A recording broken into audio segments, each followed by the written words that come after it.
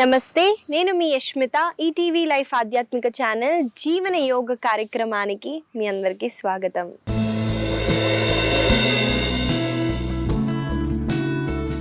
ఎలా ఉన్నారండి మీరంతా?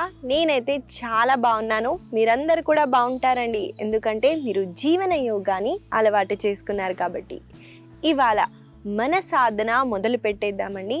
ముందుగా మనం ఒక ప్రాణాయామాన్ని అలాగే ఆసన సాధనాలు అనేది చేద్దాం. ఇవాళ మనము చేయబోయే ప్రాణాయామం పేరు యోగిక్ బ్రీతింగ్ అండి. ఇక్కడ మనము 3 టైప్స్ ఆఫ్ బ్రీతింగ్ అయితే చేస్తున్నామండి. ఒకటి abdominal breathing, chest breathing, clavicular breathing. Abdominal breathing అంటే శ్వాసని మనము అబ్డామిన్ వరకు ఫిల్ చేస్తూ, చెస్ట్ని ఫిల్ చేస్తూ, క్యావిక్యులర్ ఈ బోన్ అన్నది మనము పైకి లిఫ్ట్ చేస్తామండి. శ్వాసని వదిలేటప్పుడు ముందుగా క్యావిక్యులర్ని రిలాక్స్ చేస్తూ, చెస్ట్ని రిలాక్స్ చేస్తూ, అబ్డామినల్ని రిలాక్స్ చేస్తాం. కొంచెం కన్ఫ్యూజింగ్గా ఉండొచ్చండి, పర్లేదు. కొన్ని క్షణాలు అబ్డామినల్ బ్రీతింగ్ అయితే చేద్దాము.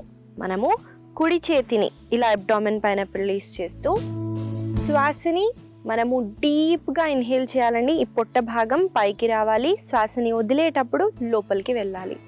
చాలామందికి మన దౌర్భాగ్యం అండి, ఆపోజిట్ వేలో బ్రీతింగ్ చేస్తున్నారు. అంటే శ్వాసని తీసుకుంటున్నప్పుడు పొట్టని లోపలికి, శ్వాసని వదిలేటప్పుడు పొట్టని బయటికి. ఈ రాంగ్ బ్రీతింగ్ ప్యాటర్న్ మనం ఎక్కువ రోజులు అలానే చేస్తే హెల్త్ ఇష్యూస్ అన్నవి వస్తాయి. కాబట్టి మన బ్రీతింగ్ని కరెక్ట్ చేసుకోవటానికి ఈ బ్రీతింగ్ మనకు చాలా బెనిఫిట్గా ఉంటుంది.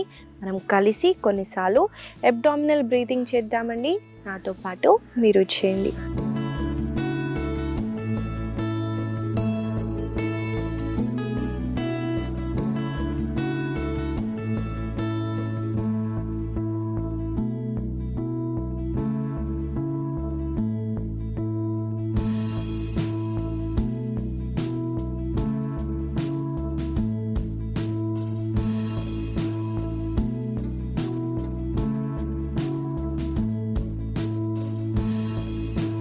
మెల్లగా రిలాక్స్ చేయొచ్చు.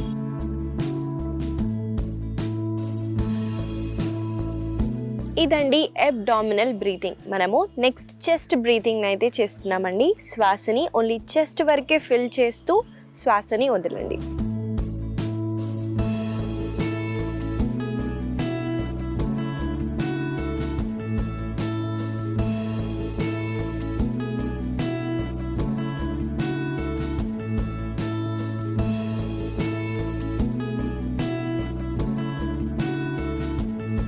మెల్లగా రిలాక్స్ అవ్వండి.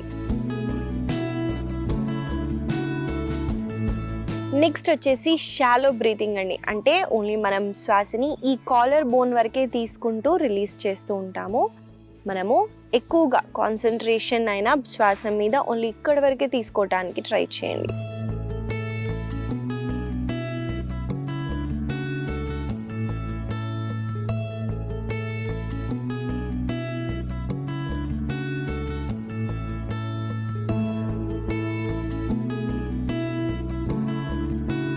మీరు గమనించినట్టయితే మనం ఈ క్యావిక్యులర్ బ్రీతింగ్ చేసినప్పుడు శ్వాసని తీసుకుంటున్నప్పుడు కాలర్ బోన్ పైకి లిఫ్ట్ అవుతుందండి, శ్వాసని వదిలేటప్పుడు డౌన్. ఈ 3 బ్రీతింగ్ని మనం కలిపితే యోగిక్ బ్రీతింగ్ అండి. అది ఎలా ఉంటుందో చూపిస్తాను, చూసేద్దామండి.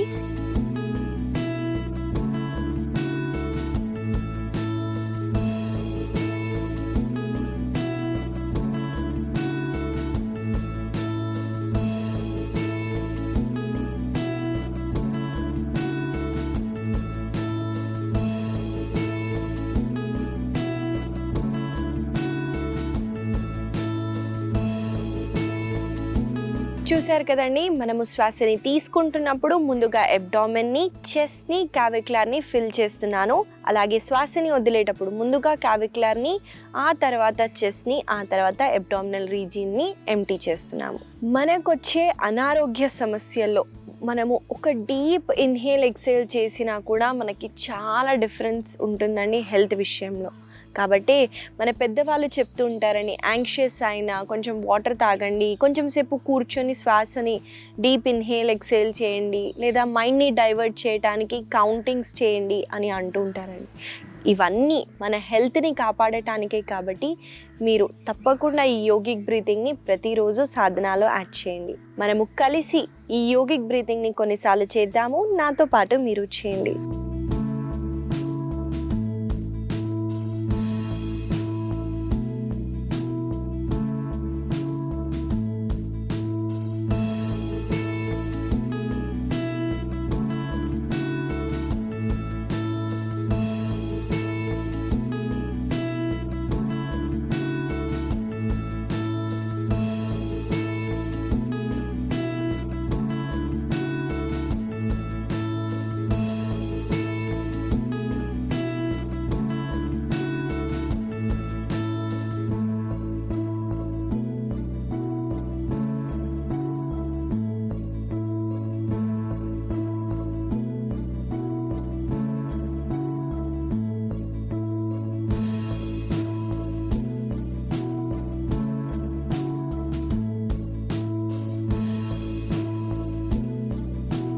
మెల్లగా కళ్ళ పైన పెడుతూ ఒక బ్యూటిఫుల్ స్మైల్తో కళ్ళని తెరవండి.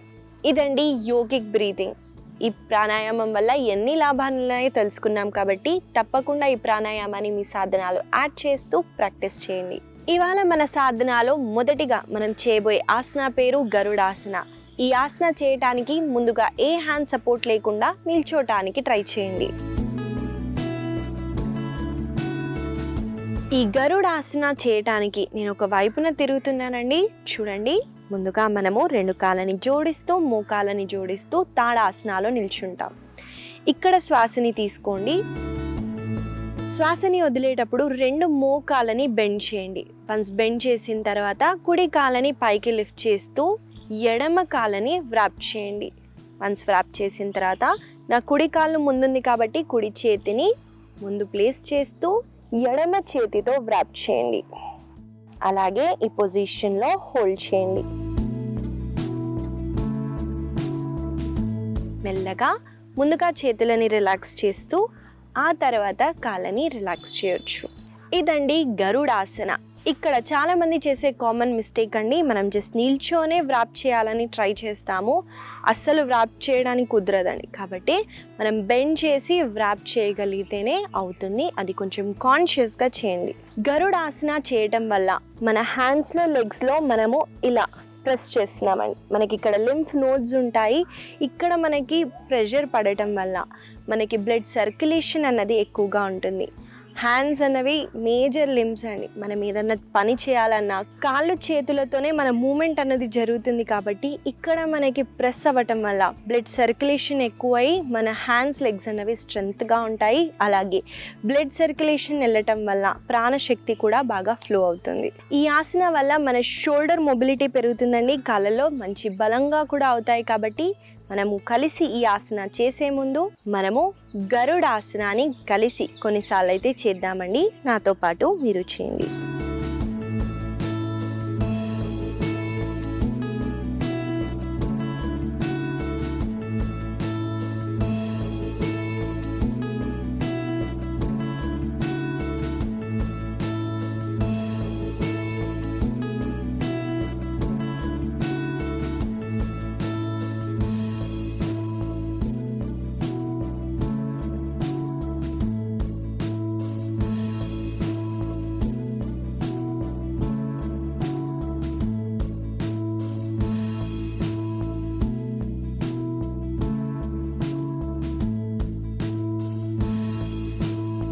ఇదొక బ్యాలెన్సింగ్ ఆసన కాబట్టి మనము రిపిటేషన్గా చేయలేకపోయినా ఆసనాలు ఎక్కువసేపు ఉండటానికి ట్రై చేద్దాము. నాతో పాటు మీరు చేయండి.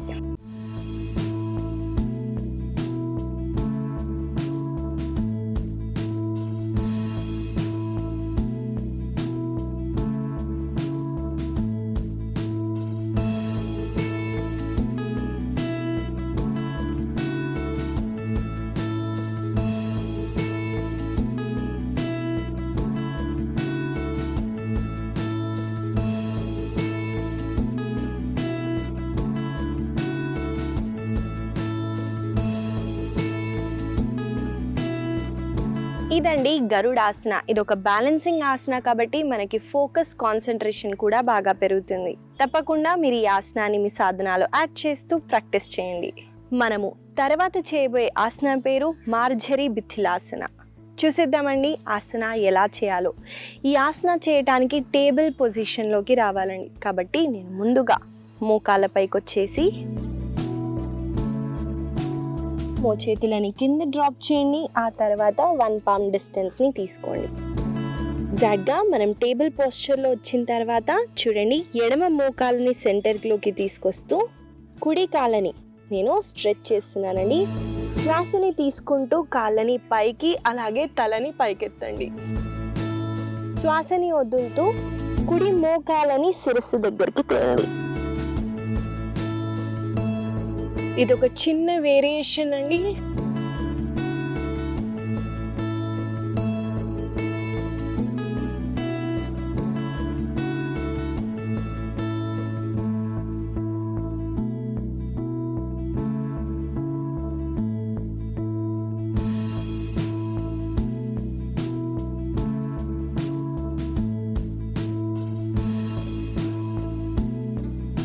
ఇదండి మార్ఝరి బిథిలాసనాలో చిన్న వేరియేషన్ని చూపించాను. ఇక్కడ మనము కాళ్ళు పైకి లిఫ్ట్ చేసేటప్పుడు మోకాలని స్ట్రైట్గా పెట్టండి. మళ్ళీ శ్వాసని వదిలేటప్పుడు మోకాలని బెండ్ చేస్తూ శిరస్సుని ఆనించండి. ఈ ఆసన మనం కలిసి 2 వైపున చేద్దాము. ఆ తర్వాత ఆసన వల్ల కలిగే లాభాలను అయితే తెలుసుకుందాం. నాతో పాటు మీరు చేయండి.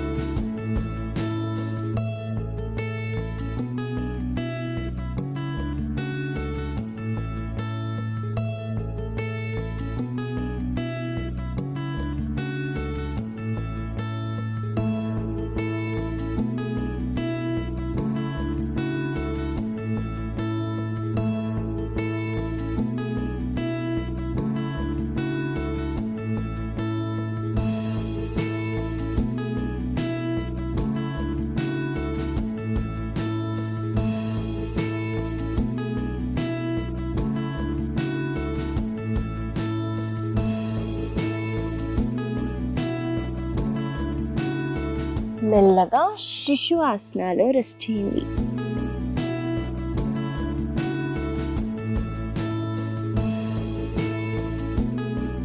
మెల్లగా శ్వాసని తీసుకుంటూ వజ్రాసనాలో కూర్చొని సుఖాసనాలో రిలాక్స్ అవ్వచ్చు. ఇదండి మార్ఝరి బిథిలాసనాలో చిన్న వేరియేషన్ని చూపించాను. ఇక్కడ మనము లెగ్ని స్ట్రైట్గా పెట్టి పైకి లిఫ్ట్ చేసే ప్రాసెస్లో బ్యాక్ మజిల్స్ని స్ట్రెంథెన్ చేస్తుంది. అలాగే మనం మోకాలని శిరస్సుని తెచ్చే దగ్గర వెన్నుముక్క హంచ్ అవుతుందండి, అలాగే బెండ్ అవుతుంది. కాబట్టి వెన్నుముక్కని స్ట్రెంథెన్ అలాగే ఫ్లెక్సిబిలిటీ పెంచడానికి ఆసన చాలా బెనిఫిషియల్గా ఉంటుంది. అలాగే మోకాలని శిరస్సుని ఆనించే దగ్గర మనకి అబ్డామినల్ రీజియన్లో కూడా మనకి మంచి టోనింగ్ అన్నది జరుగుతుందండి. కాబట్టి మనం ఈ ఆసన వల్ల కలిగే లాభాలని కూడా తెలుసుకున్నాం. కాబట్టి తప్పకుండా ప్రాక్టీస్ చేయండి.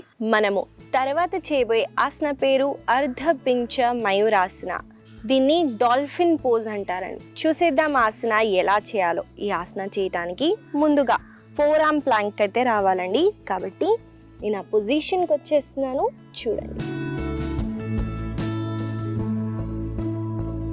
ముందుగా మనం మోచేతులని డ్రాప్ చేస్తూ మనము ఈ పొజిషన్లోకి వస్తాము. ఇక్కడ సీటుని పైకి స్ట్రైట్గా ఉంచడానికి ట్రై చేయండి. ఇప్పుడు మెల్లమెల్లగా చిన్న చిన్న అడుగులేస్తూ ముందుకి వాక్ చేయటానికి ట్రై చేయండి. వన్స్ మనం ఈ పొజిషన్కి వచ్చిన తర్వాత మోకాలు స్ట్రైట్గా ఉన్నాయా చూసుకోండి. ఇప్పుడు శ్వాసని తీసుకుంటూ మీ చిన్ని ముందుకి, ఆ తర్వాత వెనక్కి.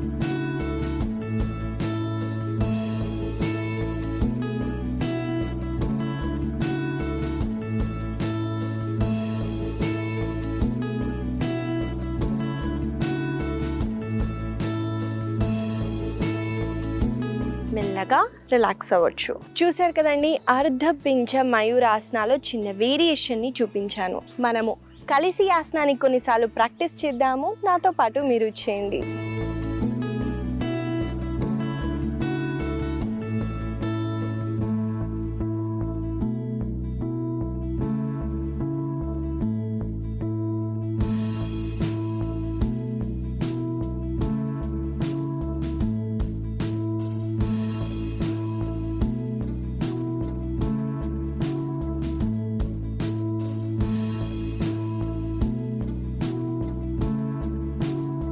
మెల్లగా కొన్ని క్షణాలు రెస్ట్ చేస్తూ మళ్ళీ కంటిన్యూ చేయండి.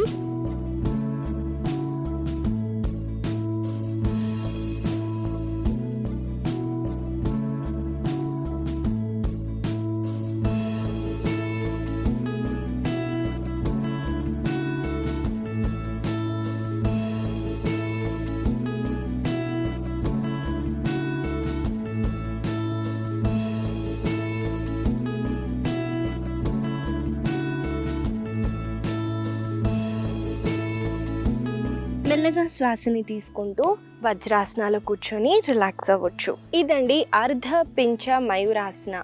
ఈ ఆసనాలో మనం లెగ్స్ని ఫార్వర్డ్ తీసుకొచ్చే ప్రాసెస్లో ఇన్వర్జన్ ఆసన అవుతుందండి. జస్ట్ మనం అదే పొజిషన్లో తలని కింద పెట్టి లెగ్స్ని లిఫ్ట్ చేస్తే శీర్షాసనం అయిపోతుందండి. మనము అడ్వాన్స్ పోస్చర్స్ చేయడానికి ఈ ఆసన చాలా బెనిఫిట్గా ఉంటుంది. మీరు గమనించినట్టయితే నా చిన్ని ముందుకి వెనక్కి తీసుకొచ్చేటప్పుడు షోల్డర్ స్ట్రెంథనింగ్ కూడా అవుతుంది. ఈ ఇన్వర్జన్ ఆసనాలు చేయటం వల్ల మనకి ఇన్ఫర్టిలిటీ ఇష్యూస్ ఉన్న, యూరినరీ ట్రాక్ ఇన్ఫెక్షన్స్ ఉన్న వాళ్ళకి చాలా బెనిఫిట్గా ఉంటుంది. కాబట్టి తప్పకుండా ఈ ఆసనాన్ని ప్రతిరోజు ప్రాక్టీస్ చేయండి. మనము తర్వాత చేయబోయే ఆసన పేరు నౌకాసన. చూసేద్దామండి ఆసన ఎలా చేయాలో. ఈ ఆసన చేయటానికి నేను ఒక వైపున తిరుగుతున్నాను, చూడండి. ముందుగా దండాసనాలో కూర్చుంటూ మెల్లగా సపోర్ట్ తీసుకొని టేల్ బోన్ పైకి వచ్చేయండి. మన వెన్ను ముక్కలో లాస్ట్గా చిన్నగా ఒక బోన్ ఉంటుందండి. ఆ టేల్ బోన్ పైన బ్యాలెన్స్ చేస్తూ మనము లెగ్స్ని ముందుగా ఈ పొజిషన్లో పెడుతూ, ఇక్కడ చూడండి నేను ఆపోజిట్ లెగ్తో ఆపోజిట్ హ్యాండ్ని హోల్డ్ చేశాను. ఇప్పుడు రెండు లెగ్స్ని స్ట్రెచ్ చేయండి. అలాగే నేను వెనక్కి పెట్టి వెనక్కి చూస్తున్నాను. కుడి కాళ్ళని హోల్డ్ చేశాను కాబట్టి కుడి చేతిని స్ట్రెచ్ చేశానండి. అలాగే ఈసారి ఆపోజిట్ డైరెక్షన్లో చేస్తాం.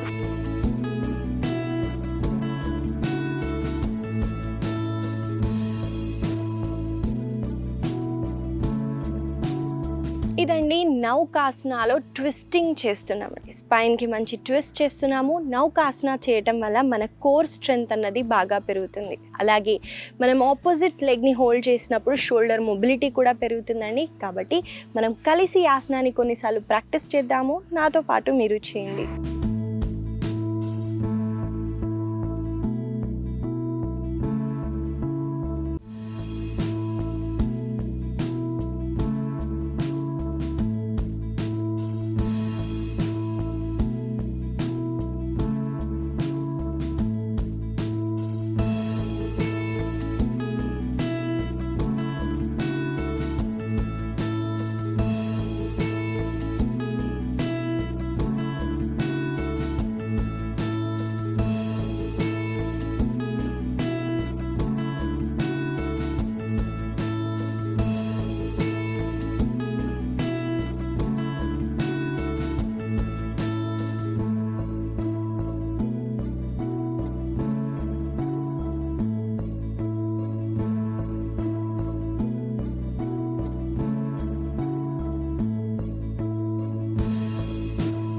మెల్లగా హ్యాండ్స్ని ఆ తర్వాత లెగ్స్ని రిలాక్స్ చేయండి. ఇదండి నౌకాసన. ఈ ఆసన వల్ల కలిగే లాభాలని కూడా తెలుసుకున్నాం కాబట్టి తప్పకుండా ఈ ఆసనాన్ని మీ సాధనాలు యాడ్ చేస్తూ ప్రాక్టీస్ చేయండి. ఇవండి ఇవాళ మన ఆసన సాధన. మనం కొన్ని స్ట్రెంథనింగ్ ఆసనాలని అలాగే ఫ్లెక్సిబిలిటీ పెరగడానికైతే చేశాము. వీటిని గుర్తుపెట్టుకుంటూ రోజు పొద్దున్న సాయంత్రం వేళల్లో తప్పకుండా ప్రాక్టీస్ చేయండి. ఇవాళ నేను మీకు ఇచ్చే చిన్న సలహా ఏంటంటే అండి, చాలామందికి B12 డెఫిషియన్సీ ఉంటుందండి. వెజిటేరియన్ ఉన్న వాళ్ళకి చాలా కష్టంగా మనకి B12 అన్నది దొరుకుతుంది. అయినా నాన్ వెజిటేరియన్ తినే వాళ్ళకు కూడా B12 డెఫిషియన్సీ కూడా వస్తుందండి. వీటికి సొల్యూషన్ మన మామిడికాయ విత్తనం ఉంటుంది చూడండి, దాన్ని ఎండపెట్టి పౌడర్ చేసి, లేదా మనకు ఆయుర్వేద స్టోర్లో కూడా దొరుకుతుందండి, ఆ జీడి పౌడర్ని మనం తీసుకోవటం వల్ల B12 డెఫిషియన్సీ అన్నది తగ్గుతుంది. ఇది వెజిటేరియన్ అయిన వాళ్ళకైనా నాన్ వెజిటేరియన్ వాళ్ళకైనా చాలా ఉపయోగంగా ఉంటుంది. మీరు దీన్ని ఒక 6 వీక్స్ అయినా ట్రై చేసి చూడండి, తప్పకుండా మీకు ఈ B12 డెఫిషియన్సీ తగ్గుతుంది. ఈ చిన్న సలహా మీకు ఉపయోగపడుతుందని ఆశిస్తూ మళ్ళీ కలుద్దాం.